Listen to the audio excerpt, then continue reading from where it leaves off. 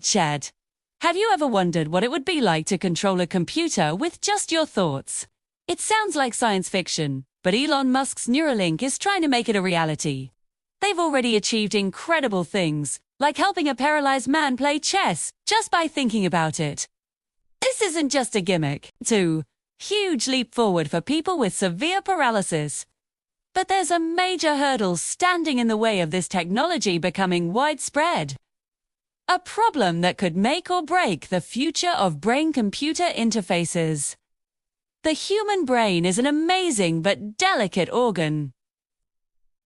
It's soft and constantly in motion inside our skulls. Now, imagine trying to insert ultra-thin, hair-like wires, or electrodes, into this environment and have them stay put for years. That's the core challenge Neuralink faces. These tiny electrodes are essential. They're the bridge between the brain's neurons and the computer.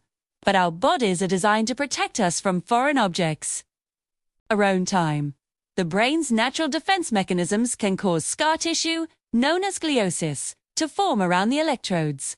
This scar tissue acts like insulation, gradually degrading the signal quality until the connection is lost.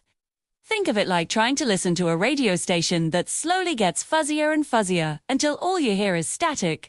For the patient, this means the device stops working as well as it did, and eventually, it might stop working altogether. Early in their first human trial, Neuralink's team noticed that some of the electrode threads had pulled back slightly from the brain tissue, reducing the amount of data they could collect. They managed to adjust their algorithm to compensate for this, but it highlights the fundamental instability of the current hardware. This electrode breakdown is the single biggest obstacle preventing Neuralink from becoming a long-term, reliable medical solution. So, how do you solve a problem like this?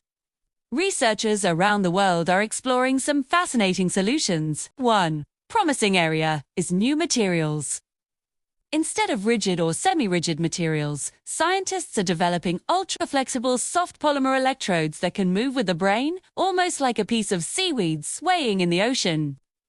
This flexibility could significantly reduce the irritation that leads to scar tissue. Some are even experimenting with injectable electrodes that start as a liquid and solidify into a soft conductive mesh inside the brain, conforming perfectly to the neural tissue without causing damage.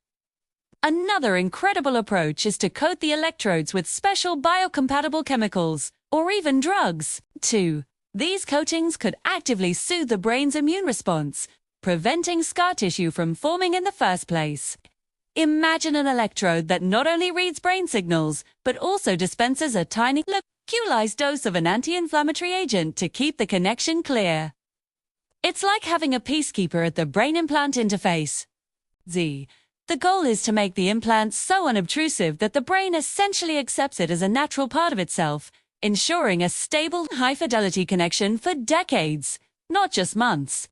Solving this challenge is about more than just making Neuralink work.